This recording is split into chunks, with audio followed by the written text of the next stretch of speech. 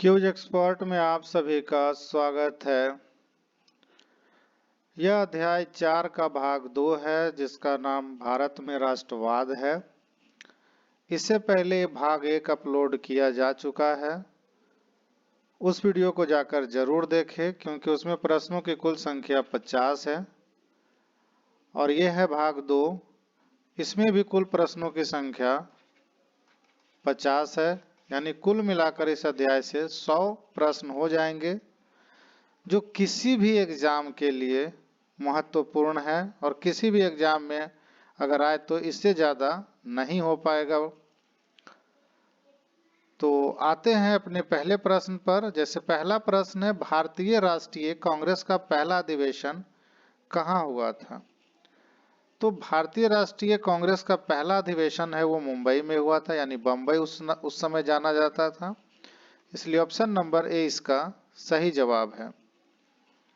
अगला प्रश्न है, 1905 में बंगाल विभाजन का मुख्य उद्देश्य क्या था? तो 1905 में बंगाल विभाजन का जो मुख्य उद्देश्य था वो था फूट डालो और राजनीति करो, यानी ऑप्शन नंबर सी इसका सही जवाब है। अगला प्रश्न है, वर्नाक्यूलर प्रेस एक्ट किसके खिलाफ था? तो वर्नाकुलर प्रेस एक्ट जो था वो समाचार पत्र के खिलाफ था, यानी ऑप्शन नंबर ए इसका सही जवाब है। अगला प्रश्न है, प्रथम गोलमेज सम्मेलन कब हुआ था? तो प्रथम गोलमेज सम्मेलन जो है 1930 ईस्वी को हुआ था, यानी ऑप्शन नंबर बी इसका सही जवाब है। अगला प्रश्न है, गांधी जी ने भारतीय राजनीति में प्रवेश से पहले किस देश में रंग भेद के खिलाफ संघर्ष किया? तो इसका सही जवाब है दक्षिण अफ्रीका, यानी ऑप्शन नंबर बी। अगला प्रश्न है, स्वराज मेरा जन्मसिद्ध अधिकार है और मैं इसे लेकर रहूंगा, यह नारा किसने दिया था? तो यह नारा जो था ये बाल गंगाधर तिलक द्वारा कहा गया था, यानी ऑप्शन नंबर ए इसका सही जवाब है। अगला प्रश्न है, गदर पार्टी की स्थापना कहाँ हुई थी? तो गदर पार्टी की स्थापना जो है वो अमेरिका में हुआ था, यानी ऑप्शन नंबर बी इसका सही जवाब है।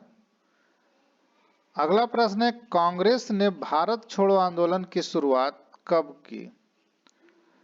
तो कांग्रेस ने भारत छोड़ो आंदोलन की शुरुआत जो है 1942 में किया था, इसलिए ऑप्शन नंबर बी इसका सही जवाब है।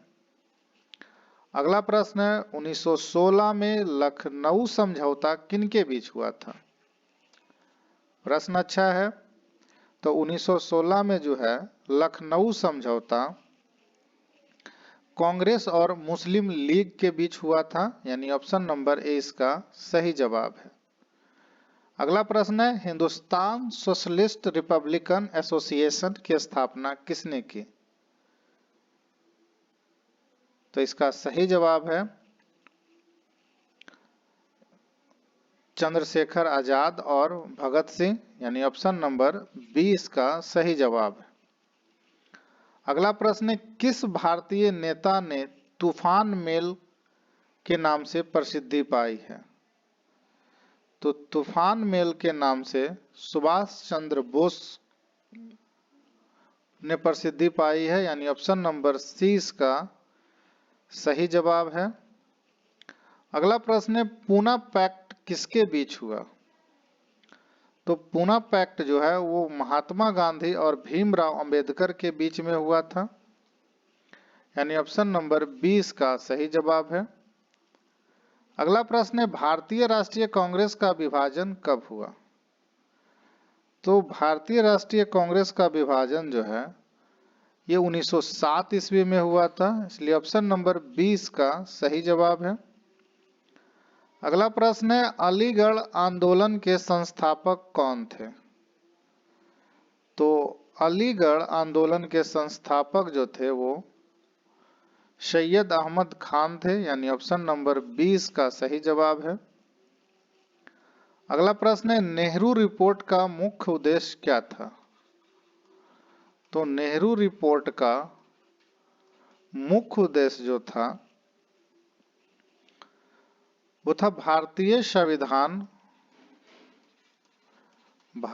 संविधान का प्रारूप बनाना, यानी ऑप्शन नंबर 20 का सही जवाब है। अगला प्रश्न है, साइमन कमीशन का विरोध क्यों किया गया? तो साइमन कमीशन का विरोध का कारण था कि इसमें एक भी भारतीय सदस्य को नहीं रखा गया था, इसीलिए इसका विरोध किया गया, इसलिए ऑप्शन नंबर ए इसका सही जवाब है। अगला प्रश्न है, नमक सत्याग्रह में गांधी जी ने नमक कानून तोड़ने के लिए कहाँ यात्रा की थी? तो नमक कानून तोड़ने के लिए उन्होंने साबरमती से दांडी तक यात्रा की थी, यानी ऑप्शन नंबर 20 इसका सही जवाब है। अगला प्रश्न है, भगत सिंह और उनके साथियों ने दिल्ली असेंबली में बम क्यों फेंका? तो इसका सही जवाब है भारतीयों को प्रेरित करने के लिए, यानी ऑप्शन नंबर बी। अगला प्रश्न है, मुस्लिम लीग का गठन कब हुआ था? तो मुस्लिम लीग का गठन जो है 1906 ईस्वी में हुआ था, इसलिए ऑप्शन नंबर सी इसका सही जवाब है। अगला प्रश्न है, सुभाष चंद्र बोस ने स्वतंत्र भारत की अस्थायी सरकार की स्थापना कहाँ की? तो सुभाष चंद्र बोस ने अस्थायी सरकार की स्थापना जो है वो रंगून में किया था, यानी ऑप्शन नंबर सी इसका सही जवाब है। अगला प्रश्न है, दांडी यात्रा में गांधी जी के साथ कितने अनुयायी थे? तो गांधी जी के साथ जो है वो दांडी यात्रा में कुल 78 अनुयायी थे, यानी ऑप्शन नंबर 20 का सही जवाब है। अगला प्रश्न है, भारतीय राष्ट्रीय ध्वज का अंतिम रूप किस वर्ष अपनाया गया? तो भारतीय राष्ट्रीय ध्वज का अंतिम रूप जो है 1931 को अपनाया गया था, यानी ऑप्शन नंबर ए इसका सही जवाब है। अगला प्रश्न है, गांधी जी ने दक्षिण अफ्रीका में किस सत्याग्रह का नेतृत्व किया? तो गांधी जी ने दक्षिण अफ्रीका में काला कानून विरोध का जो है नेतृत्व किया था, इसलिए ऑप्शन नंबर ए इसका सही जवाब है। अगला प्रश्न है, भारत विभाजन का प्रस्ताव किसने तैयार किया? तो भारत विभाजन का जो है प्रस्ताव वो लॉर्ड माउंटबेटन द्वारा तैयार किया गया था, इसलिए ऑप्शन नंबर सी इसका सही जवाब है। अगला प्रश्न है, 1857 के विद्रोह में किस महिला योद्धा ने अंग्रेजों के खिलाफ लड़ाई लड़ी? तो 1857 के विद्रोह में रानी लक्ष्मीबाई ने अंग्रेजों के खिलाफ लड़ा था,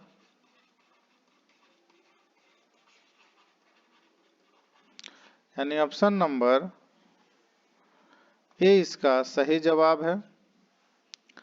अगला प्रश्न है, जालियांवाला बाग हत्याकांड कब और कहां हुआ था? तो जालियांवाला बाग हत्याकांड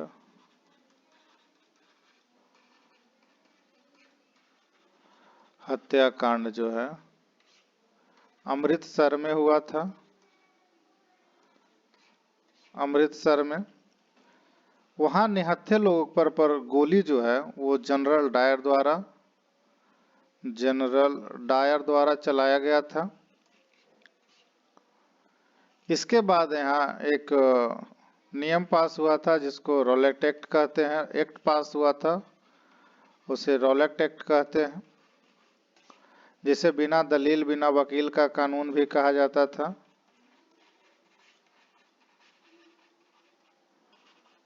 वकील का कानून भी कहा जाता था, इसलिए इसका आंसर जो है ऑप्शन नंबर बी होगा। अगला प्रश्न है, भारत में रॉलेट एक्ट कब लागू हुआ था? तो ये पिछला वीडियो का क्वेश्चन का आंसर है, यानी 1919 में, क्योंकि ये जालियांवाला बाग हत्याकांड के बाद हुआ था। अगला प्रश्न है, स्वदेशी आंदोलन की शुरुआत किस घटना के विरोध में हुई? तो स्वदेशी आंदोलन जो है वो बंगाल विभाजन के घटना के विरोध में हुआ था, यानी ऑप्शन नंबर ए इसका सही जवाब है। अगला प्रश्न है, 1935 का भारत सरकार अधिनियम किसके द्वारा पारित किया गया? तो 1935 का भारत सरकार अधिनियम जो है ब्रिटिश संसद द्वारा पारित किया गया था, यानी ऑप्शन नंबर 20 का सही जवाब है। अगला प्रश्न है, भारतीय स्वतंत्रता संग्राम के दौरान नेताजी कहा गया किसे? तो नेताजी जो है वो सुभाष चंद्र बोस को कहा जाता है, चंद्र बोस, यानी ऑप्शन नंबर 20 का सही जवाब है। अगला प्रश्न है, डिवाइड एंड रूल की नीति का प्रारंभ किसने किया? तो डिवाइड एंड रूल नीति का जो है प्रारंभ जो है वो लॉर्ड मिंटो द्वारा किया गया था, यानी ऑप्शन नंबर सी इसका सही जवाब है। अगला प्रश्न है, गांधी जी ने भारत में पहला सत्याग्रह कहाँ शुरू किया? तो गांधी जी ने पहला सत्याग्रह जो है वो चंपारण बिहार में किए थे। बिहार में इनको राजकुमार शुक्ला द्वारा निमंत्रण दिया गया था। ये भी प्रश्न एग्जाम में पूछता है कि बिहार में इनको किसने निमंत्रण दिया था सत्याग्रह यानी आंदोलन करने का? तो वो राजकुमार शुक्ला के द्वारा दिया गया था, इसलिए ऑप्शन नंबर ए इसका सही जवाब है। अगला प्रश्न है, साइमन कमीशन भारत कब आया? तो साइमन कमीशन भारत जो है 1928 ईस्वी को आया था, इसलिए ऑप्शन नंबर सी इसका सही जवाब है। अगला प्रश्न है, किस भारतीय नेता को लौह पुरुष कहा जाता है? तो लौह पुरुष जो है वो सरदार वल्लभ भाई पटेल को कहा जाता है, इसलिए ऑप्शन नंबर सी इसका सही जवाब है। अगला प्रश्न है, भारतीय राष्ट्रीय कांग्रेस का स्थापना वर्ष क्या है? तो भारतीय राष्ट्रीय कांग्रेस का स्थापना वर्ष जो है वो 1885 ईस्वी है, यानी ऑप्शन नंबर बी इसका सही जवाब है। अगला प्रश्न है, खिलाफत आंदोलन किस घटना से जुड़ा था? तो खिलाफत आंदोलन जो है वो ओटोमन साम्राज्य के पतन से संबंधित था, यानी ऑप्शन नंबर सी इसका सही जवाब है। अगला प्रश्न है, भगत सिंह और उनके साथी ने लाला लाजपत राय की मौत का बदला लेने के लिए किसकी हत्या की थी? तो लाला लाजपत राय की मौत का बदला लेने के लिए इन्होंने जॉन शॉर्ट्स की हत्या की थी, यानी ऑप्शन नंबर ए इसका सही जवाब है। अगला प्रश्न है, यंग इंडिया पत्रिका का संपादन किसने किया था? तो यंग इंडिया पत्रिका का संपादन जो है वो महात्मा गांधी द्वारा किया गया था, यानी ऑप्शन नंबर ए इसका सही जवाब है। अगला प्रश्न है, दूसरा गोलमेज सम्मेलन कब हुआ था? तो प्रथम अगर बात करें प्रथम गोलमेज सम्मेलन का, तो ये 1930 में हुआ था। दूसरा की अगर बात करें तो ये 1931 में हुआ था, यानी ऑप्शन नंबर 20 का सही जवाब है। अगला प्रश्न है, भारतीय राष्ट्रीय सेना का गठन किसने किया? तो भारतीय राष्ट्रीय सेना का गठन जो है ये सुभाष चंद्र बोस द्वारा किया गया था, यानी ऑप्शन नंबर सी इसका सही जवाब है। अगला प्रश्न है, भारतीय राष्ट्रीय कांग्रेस का पहला अध्यक्ष कौन था? तो भारतीय राष्ट्रीय कांग्रेस का पहला अध्यक्ष जो था वो WC बनर्जी थे, यानी ऑप्शन नंबर सी इसका सही जवाब है। अगला प्रश्न है, गांधी जी के नेतृत्व में सविनय अवज्ञा आंदोलन कब शुरू किया गया? तो सविनय अवज्ञा आंदोलन जो है 1930 ईस्वी को शुरू किया गया था, इसलिए ऑप्शन नंबर 20 का सही जवाब है। अगला प्रश्न है, भारतीय राष्ट्रीय कांग्रेस ने पूर्ण स्वराज की मांग किस अधिवेशन में की? तो पूर्ण स्वराज की मांग जो है इन्होंने लाहौर अधिवेशन में किया था, अधिवेशन में, यानी ऑप्शन नंबर 20 का सही जवाब है। अगला प्रश्न है, दांडी मार्च का मुख्य उद्देश्य क्या था? तो दांडी मार्च का मुख्य उद्देश्य नमक कानून तोड़ना था, यानी ऑप्शन नंबर 20 का सही जवाब है। अगला प्रश्न है, असहयोग आंदोलन का मुख्य कारण क्या था? तो असहयोग आंदोलन का मुख्य कारण जो था वो जालियांवाला बाग हत्याकांड था, यानी ऑप्शन नंबर बी। अगला प्रश्न है, महात्मा गांधी ने भारत में वापसी के बाद सबसे पहले किस सामाजिक समस्या पर ध्यान दिया? तो सामाजिक समस्या जो था, सामाजिक समस्या वो था छुआछूत, यानी ऑप्शन नंबर 20 का सही जवाब है। अगला प्रश्न है, 1917 के चंपारण सत्याग्रह में गांधी जी ने किन किसानों की मदद की? तो 1917 में चंपारण सत्याग्रह के दौरान जो है गांधी जी ने नील उगाने वाले किसान की ज्यादा मदद की थी, यानी उन्हीं के लिए गए थे उन्होंने सत्याग्रह करने के लिए, यानी ऑप्शन नंबर 20 का सही जवाब है। अगला प्रश्न है, काकोरी कांड का मुख्य उद्देश्य क्या था? तो काकोरी कांड का मुख्य उद्देश्य जो था वो था भारतीय क्रांतिकारियों के लिए धन जुटाना, यानी ऑप्शन नंबर ए। अगला प्रश्न है, 1857 के विद्रोह के समय दिल्ली का अंतिम मुगल सम्राट कौन था? तो उस समय दिल्ली का मुगल सम्राट जो था वो था बहादुर शाह जफर,